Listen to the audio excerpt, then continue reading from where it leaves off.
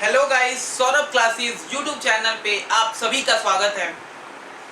मैं आज से आप लोगों को जितने भी एनसीईआरटी के बच्चे हैं, मे भी और स्टेट बोर्ड के जितने भी बच्चे हैं, मैं उनके लिए आज से पूरा का पूरा सिलेबस, डिटेल्ड सिलेबस पढ़ाऊंगा, जिसमें मैं आप लोगों को नाइन्थ क्लास के लिए, 10th क्लास के लिए, 11th क्लास के लिए और 12th क्लास के लिए मैं आप लोगों को कौन कौन सा सब्जेक्ट पढ़ाऊंगा, मैं यहाँ से आप लोगों को आज बताने की कोशिश करता हूँ। देखिए, ये इंट्रो वीडियो है, जिसमें मैं आप लोगों को बताऊंगा कि 9th क्लास में मैं आप लोगों के लिए क्या क्या पढ़ाऊंगा, 10th क्लास में मैं आप लोगों के लिए क्या क्या पढ़ाऊंगा, 11th क्लास के लिए मैं आप लोगों को क्या कौन कौन सा सब्जेक्ट पढ़ाऊंगा, सिमिलरली 12th क्लास के लिए मैं आप लोगों को कौन कौन सा सब्जेक्ट पढ़ाऊंगा। ठीक है, सो बहुत ही इंपॉर्टेंट वीडियो आप लोगों के लिए, ये आप लोगों को पता करने के लिए कि एनसीईआरटी का सिलेबस कहाँ पे स्टार्ट हो रहा है। तो हाँ जी, सौरभ क्लासेस यूट्यूब चैनल पे एनसीईआरटी का सिलेबस आज से स्टार्ट हो चुका है।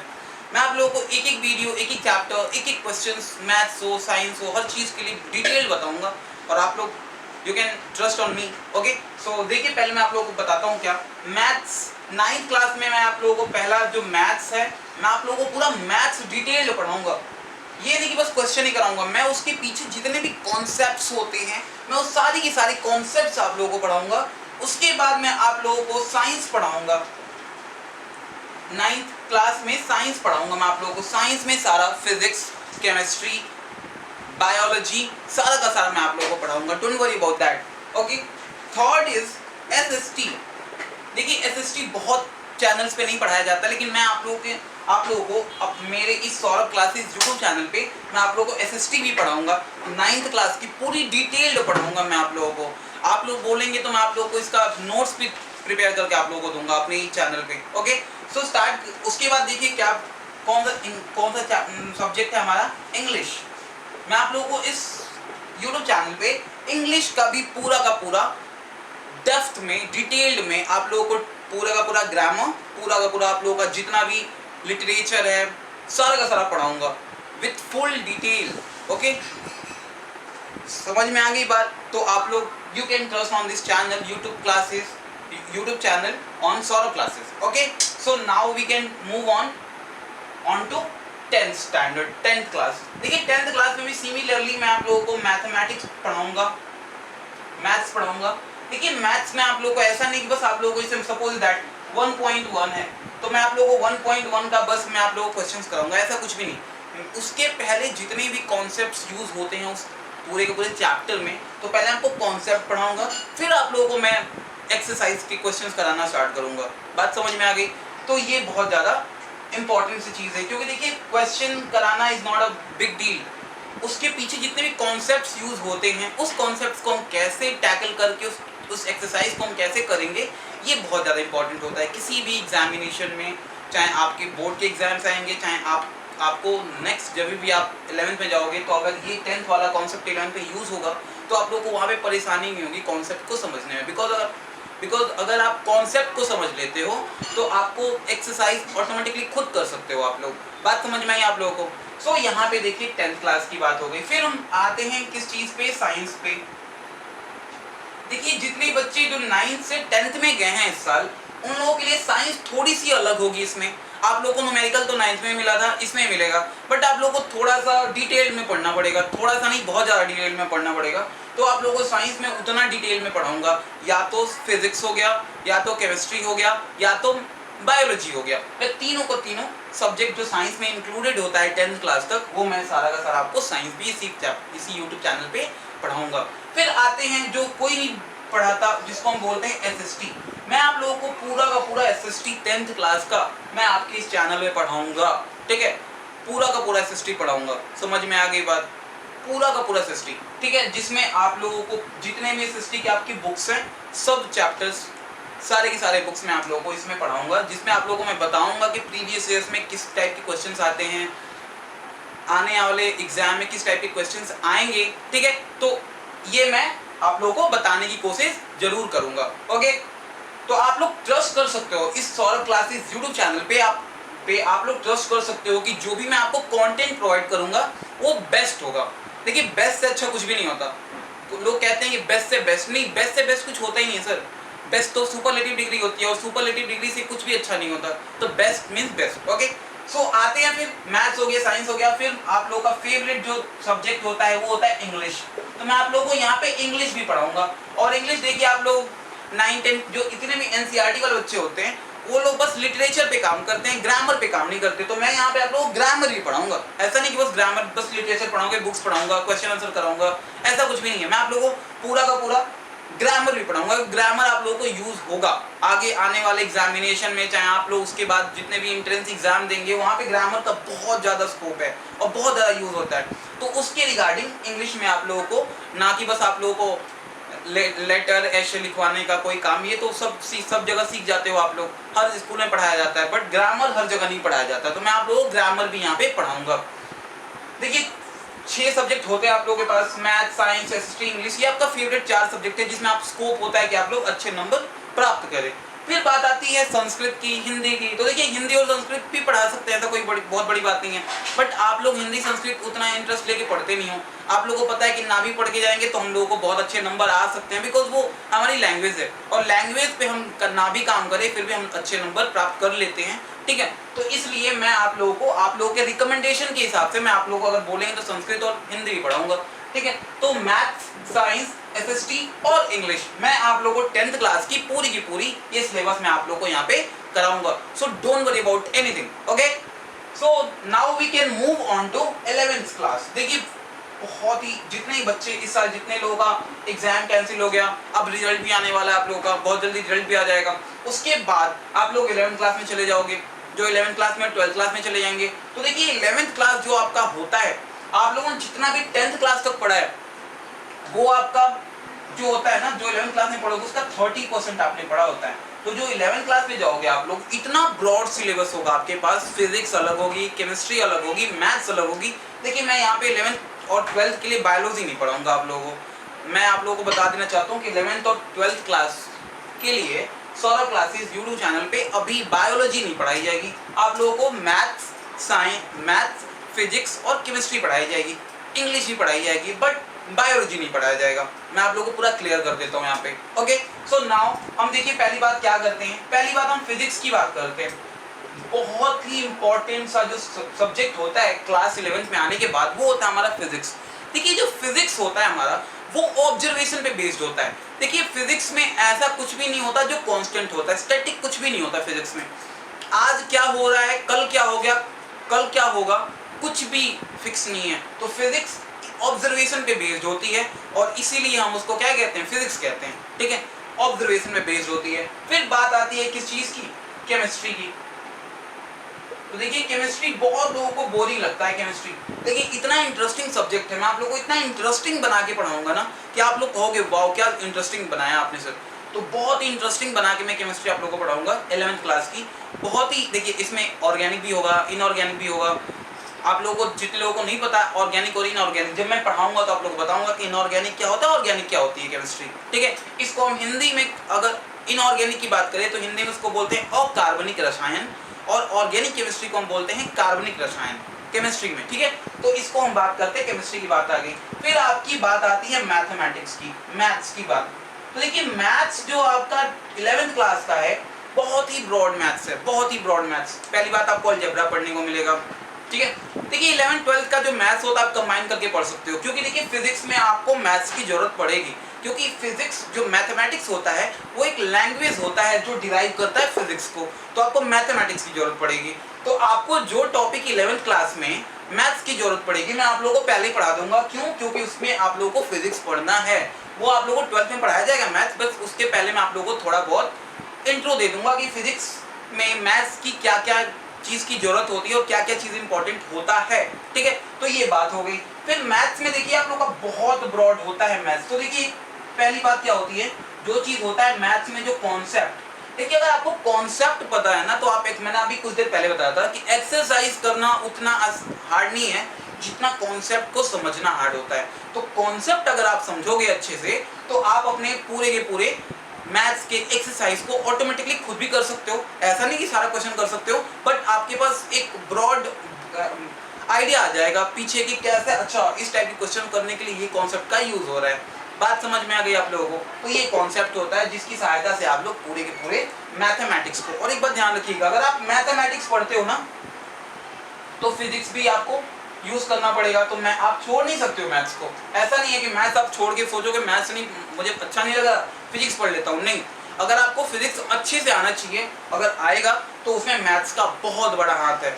फिर बात करते हैं थोड़ी सी केमिस्ट्री में। आप लोग सोचते हो केमिस्ट्री में मैथ्स का कोई यूज ही नहीं होता, नहीं जी, बहुत सारा यूज है।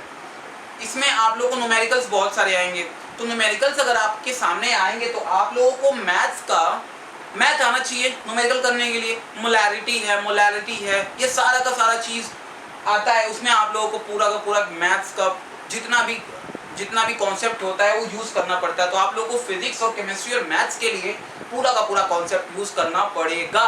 मैं आप लोगों को जितनी अच्छे से बता रहा हूँ, मे बी आप लोग बहुत ही अच्छे से समझने की कोशिश भी करोगे मेरे इस पूरे के पूरे कॉन्सेप्ट को और इंट्रो वीडियो को। देखिए पहली बात, ये मेरी जो क्लास है वो मेरी इंट्रो वीडियो है कि मैं आप लोगों को एनसीईआरटी में क्या क्या पढ़ाऊंगा। तो देखिए ये पूरी की पूरी मेरी इंट्रो वीडियो में आप लोगों को समझाने की कोशिश कर रहा हूँ मैं, कि मैं आप लोगों को एनसीईआरटी में 9th 10th 11th 12th मैं क्या क्या कराने की कोशिश करूंगा। देखिए अगर इसके बाद अगर रिकमेंडेशन आती है बच्चों की कि सर छोटे और क्लास के लिए 6 7 8 के लिए अगर मुझे टाइम मिलेगा और आप लोगों के पास रिकमेंडेशन बहुत ज़्यादा होगी तो मैं उस पूरे के पूरे चैप्टर्स को भी लूँगा 6 7 8, क्योंकि बहुत सारे बच्चे जो छोटे बच्चे हैं उनको भी बहुत ज़्यादा ज़रूरत होती है अपने सिलेबस को देखने के लिए, क्योंकि वो भी तो ऑनलाइन पढ़ना चाहते हैं, है ना। तो आगे बढ़ते हैं फिर 12th क्लास के लिए। देखिए यहाँ पे भी आपका मैं स्टार्ट करता हूँ फिजिक्स से। मैं आप लोगों को थोड़ा सा एक चीज बता देता हूँ। देखिए 11th क्लास में जो फिजिक्स का जो पार्ट होता है 2 पार्ट में है, केमिस्ट्री भी आपकी 2 पार्ट में मिलेगी और मैथ्स भी आपको 2 पार्ट में मिलेगा, ठीक है। तो आप लोग ध्यान रखिएगा 2 पार्ट में पढ़ना आप लोगों को। मे बी 16 17 चैप्टर है, इसमें भी 17 18 चैप्टर है, तो बड़ा सिलेबस है आप लोगों का। तो आप लोगों को बड़ा सिलेबस पढ़ना पड़ेगा, बहुत ही ध्यान से एक एक कॉन्सेप्ट पढ़ना पड़ेगा। अगर जैसे आप लोगों को 2nd चैप्टर पढ़, मान लीजिए फिजिक्स का 2nd चैप्टर पढ़ रहे हो आप, तो 2nd चैप्टर आप अच्छे से पढ़ोगे, 3rd चैप्टर में उस चीज़ को इंप्लीमेंट कर पाओगे आप लोग। तो बहुत ही इंपॉर्टेंट सी बात मैं बता रहा हूँ आप लोगों को, जो आप लोगों को सहायता करेगी। फिर बात करते हैं 12th क्लास की। अगर हम बात करते हैं फिजिक्स की, देखिए फिजिक्स में भी 2 पार्ट्स होते हैं। केमिस्ट्री की बात कर लेते हैं हम लोग, केमिस्ट्री में भी 2 पार्ट्स होते हैं यहाँ पे केमिस्ट्री में, और मैथ्स में भी वही बात होती है। यहाँ पे भी आपके 2 या 3 पार्ट्स है, 2 पार्ट्स होते हैं, 2 पार्ट्स पढ़ने को मिलेंगे। तो मैं आप लोगों को एक बात बताने की कोशिश करता हूँ। देखिए 12th में जो आपका मैथ्स है ना, इसमें कैलकुलस आता है, कैलकुलस। और कैलकुलस में 2 चीज बहुत इंपॉर्टेंट चीज होती है, एक होता है इंटीग्रेशन और दूसरा होता है डिफरेंशिएशन। तो देखिए डिफरेंशिएशन और इंटीग्रेशन का क्या लॉजिक है, आप लोगों को पता है फिजिक्स में इंटीग्रेशन और डिफरेंशिएशन इतना यूज होगा कि आप लोगों को इसको ना चाह के भी पढ़ना पड़ेगा। और बहुत ही अच्छा टॉपिक है। इंटीग्रेशन हो गया, चाहे डिफरेंशिएशन हो गया। बोला जाता है मैथ्स में कि डिफरेंशिएशन का जो ऑपोजिट होता है वो इंटीग्रेशन होता है, ऐसा माना जाता है, ऐसा बोला जाता है। बट कहीं कहीं होता है, कहीं कहीं नहीं होता, बट ऐसा माना जाता है, तो आप लोग मान सकते हो। तो ये हमारा पूरा का पूरा इंट्रो रहा। मैं आप लोगों को एक बार और रिकॉल कराने की कोशिश करता हूँ, पूरे वीडियो में रिकॉल कराने की कोशिश करता हूँ कि देखिए 9th क्लास जो है हमारा, मैं आप लोगों को बताने की कोशिश किया था कि इंट्रो वीडियो हमारा क्या है। 9th क्लास में देखिए आप लोगों को मैंने बताया था कि मैथ्स आपको पढ़ना है, साइंस पढ़ना आप लोगों को, एसएसटी पढ़ना आप लोगों को और इंग्लिश पढ़ना आप लोगों को। तो ये चारों का चारों आप लोगों को पढ़ना ही है। देखिए मैथ्स आपका क्या है, अच्छा है, बहुत अच्छा है। तो आप लोग पढ़ोगे तो 11th 12th में बहुत ज़्यादा यूज़ होगा, क्योंकि इसमें देखिए आप लोगों को जितनी भी है ना, बहुत सारी ज्योमेट्री पढ़नी पड़ेगी आप लोगों को। और जैसे 11th 12th में जाओगे आपको ज्योमेट्री पढ़नी है, ठीक है, सर्कल पढ़ना है, पैराबोला पढ़ना है, इलिप्स पढ़ना है, हाइपरबोला पढ़ना है, स्ट्रेट लाइन पढ़नी है। ये सारा का सारा मैं आपको बता रहा हूँ। देखो ज्योमेट्री जो आपको 12th में पढ़ोगे ना, उसमें आप लोगों को स्ट्रेट लाइन पढ़नी है, सर्कल पढ़ना है, हाइपरबोला पढ़ना है, पैराबोला पढ़ना है, ठीक है, ये चीज़ें स्ट्रेट लाइन पढ़नी है। तो पूरी की पूरी जो चीज़ें हैं ज्योमेट्री में आप लोगों को यहाँ से मिलेंगी। उसका पूरा का पूरा कॉन्सेप्ट बिहाइंड कहाँ से स्टार्ट होगा, 9th क्लास से स्टार्ट होगा। फिर 10th क्लास में भी सेम चीज़ पढ़ने को मिलेगी, उसका थोड़ा अपग्रेड वर्जन, जब वर्जन अपग्रेड करते हैं तो वो वर्जन अपग्रेड मिलेगा आपको 10th क्लास में। तो आप लोग को 9th और 10th को बहुत अच्छे से पढ़ना पड़ेगा। जो बच्चे अभी 9th क्लास में आए या 10th क्लास में गए उनको ये कॉन्सेप्ट पढ़ने बहुत जरूरी है। क्यों? क्योंकि वो क्या करेंगे, जब नेक्स्ट क्लास में जाएंगे तो उनके लिए आसानी हो जाएगी इस चीज़ को पढ़ने में। बात समझ में आ गई? देखिए यहाँ पे फिर 10th की बात कर लेते हैं थोड़ी सी। तो देखिए यहाँ पे 10th क्लास में क्या है, मैथ्स आपको पढ़ना है, पूरा का पूरा अच्छे से मैथ्स पढ़ाऊंगा आप लोगों को, कॉन्सेप्ट वाइज पढ़ाऊंगा, ऐसा नहीं कि बस एक्सरसाइज में जैसे आप लोगों को बताया हुआ है। मैथ्स आप लोगों को कॉन्सेप्ट वाइज पढ़ाऊंगा, साइंस आप लोगों को पूरा कॉन्सेप्ट, मैं आप लोगों को पूरी आपकी जो लाइफ है ना, डेली लाइफ, उससे रिलेट करके पढ़ाऊंगा। क्योंकि मैंने आप लोगों को बताया हुआ है जो फिजिक्स होता है, स्पेशली फिजिक्स, वो क्या होता है, ऑब्जर्वेशन बेस्ड सब्जेक्ट है। जो अभी हो सकता है, देखिए जो आज रूल फॉलो हो रहा है, जो लॉ आज फॉलो हो रहा है, वो कल फॉलो होगा या नहीं होगा, इसकी कोई गारंटी नहीं होती है। जैसे कि मान लीजिए मैं ये वीडियो रिकॉर्ड कर रहा हूँ, सपोज दैट मान लीजिए, तो ये जो मैं वीडियो रिकॉर्ड कर रहा हूँ ना, इसके पीछे जो कॉन्सेप्ट है वो फिजिक्स का है। जो हमारे फैन चलता है, लाइट जो जल रही है, ये सब के पीछे जो कॉन्सेप्ट होता है ना, फिजिक्स का कॉन्सेप्ट होता है। मे बी ये आज लाइट जल रही, कल नहीं जलेंगी, ठीक है, बात समझ में आ गई। तो ये जो चीज होता है, जो आज है वो कल होगा कि नहीं होगा, इसकी गारंटी फिजिक्स नहीं देता। और फिजिक्स यही है, ऑब्जर्वेशन, जहाँ पे आप ऑब्जर्व कर सकते हो चीजों को। जैसे आप रोड पे चल रहे हो, ठीक है, साइकिल चला रहे हो, पैडल मार रहे हो, वहाँ पे फ्रिक्शन फोर्स लगता है, आप ऑब्जर्वेशन कर सकते हो उस चीज को। बात समझ में आ गई आप लोगों को, ठीक है। इसके बाद केमिस्ट्री की बात करेंगे। सेम चीज़ है कि केमिस्ट्री में आपको केमिकल रिएक्शंस पढ़ने बहुत ज़्यादा इंपॉर्टेंट हो जाते हैं। फिर आपको बस केमिकल रिएक्शन से नहीं पढ़ने, यहाँ पे आप लोगों को पूरा का पूरा बेस्ड पढ़ना है। ये भी कहीं ना कहीं थोड़ा बहुत ऑब्जर्वेशन पे निर्धारित होती है सब्जेक्ट, बट ये बहुत ज़्यादा ऑब्जर्वेशन निर्धारित नहीं है सब्जेक्ट, ये पूरा पूरा फैक्ट होता है। क्योंकि जैसे मान लीजिए हाइड्रोजन और ऑक्सीजन ने मिलाया तो हमने वाटर बन गया, तो ये पूरा पूरा फैक्ट है ना, रिएक्शन करा के देखा गया है तो वाटर बना है वो, बात समझ में आ गई। तो ये पूरा का पूरा फैक्ट पर निर्धारित होता है। फिर मैथ्स आपको पता है आपके दिमाग पर निर्धारित होता है, जहाँ पे आप लोगों को बहुत ही अच्छे से इसके कॉन्सेप्ट को पढ़ के और क्वेश्चंस को करना पड़ता है, वही सब, बात समझ में आ गई। तो ये पूरा का पूरा कॉन्सेप्ट पे निर्धारित होता है। फिर बात करते हैं फिजिक्स, केमिस्ट्री, मैथ्स, ठीक है। फिजिक्स मैंने जैसा कि आप लोगों को बताया 12th क्लास में, देखिए 12th क्लास की फिजिक्स और 11th क्लास की फिजिक्स में कोई डिफरेंस नहीं होता, ठीक है, चैप्टर का डिफरेंस होता है। देखिए इसमें आप लोगों को पहले आप लोगों को पूरा मैकेनिक्स पढ़ना पड़ेगा, इसमें जाके आप लोगों को मॉडर्न फिजिक्स पढ़ना पड़ेगा, ठीक है। फिर थोड़ा सा आप लोगों को इसमें ऑप्टिक्स पढ़ना पड़ेगा, है ना, मैकेनिज्म, इलेक्ट्रिसिटी पढ़नी पड़ेगी। उसके बाद आप लोग को अल्टरनेटिव करंट पढ़ना पड़ेगा, मैग्नेटिज्म पढ़ना पड़ेगा। तो बहुत अच्छा टॉपिक मिलेगा आप लोगों को 12th क्लास में और 11th क्लास में भी। 11th क्लास में आप लोगों को मैक्सिमम मैकेनिक्स पढ़नी है, जिसमें आप लोगों को, जैसे आप लोगों को वेक्टर पढ़ना पड़ेगा, फोर्स पढ़ना पड़ेगा, सर्कुलर मोशन पढ़ना पड़ेगा, टॉर्क पढ़ना पड़ेगा, ठीक है, थर्मोडायनामिक्स पढ़नी पड़ेगी, ठीक है, बर्नौली थ्योरम पढ़ना पड़ेगा। बात समझ में आ गई आप लोगों को।